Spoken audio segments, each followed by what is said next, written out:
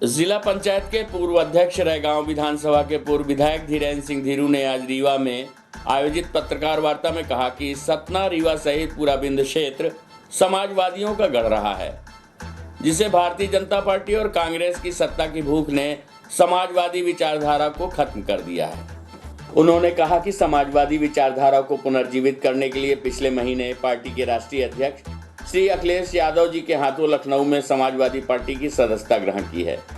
मध्य प्रदेश में कांग्रेस भारतीय जनता पार्टी का विकल्प बनाने और मध्य प्रदेश में तीसरा सबसे बड़ा राजनीतिक विकल्प खड़ा करने के लिए अब कांग्रेस और भारतीय जनता पार्टी को उन्होंने कहा कि सिद्धांत विहीन है, सिर्फ ये सत्ता सुख के लिए राजनीति कर रही हैं। पूर्व विधायक ने कहा कि कांग्रेस और भारतीय जनता पार्टी पूंजीवादी विचारधारा की पार्टी हैं। प्रदेश में दोनों पार्टियां मिलकर बौद्धिक विकास की विचारधारा को खत्म कर दिया है।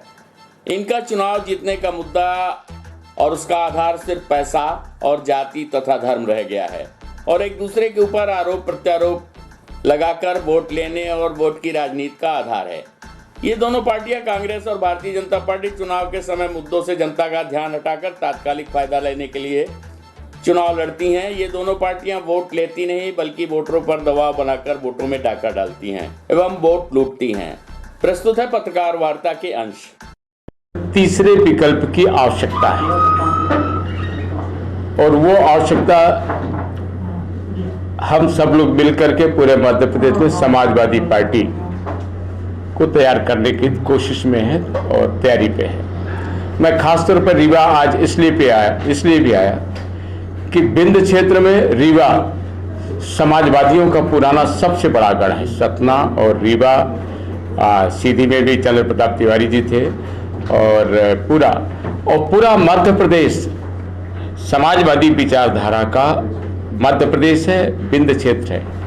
लेकिन बड़े होशियारी के साथ कांग्रेस और भारतीय जनता पार्टी ने मिलकर के मध्य प्रदेश में कोई तीसरी शक्ति का उदय न हो, इस कारण समाजवादी विचारधारा को खत्म करने का प्रयास किया कि ये विचारधारा ही खत्म हो जाए और दोनों पार्टियां पूंजीवादी विचारधारा से आधार पर राजनीति कर रही हैं। दोनों पार्टियां, कांग्रेस भी मूल उद्देश्य से भटक गई और बीजेपी तो पहले से ही भटकी थी, उसको भटकाने की जरूरत नहीं थी। सत्ता के दोनों ललायित हैं। इसीलिए हम लोग आज रीवा से शुरू कर रहे हैं, श्री गणेश कर रहे हैं रीवा से, और कि हम मध्य प्रदेश में समाजवादी पार्टी को तीसरी सबसे बड़ी शक्ति बनाएंगे। मैं पूरे मध्य प्रदेश में पिछले 30 साल से, सन 85 से तीसरे ध्रुवीकरण के लिए, तीसरे विकल्प के लिए काम करता रहा।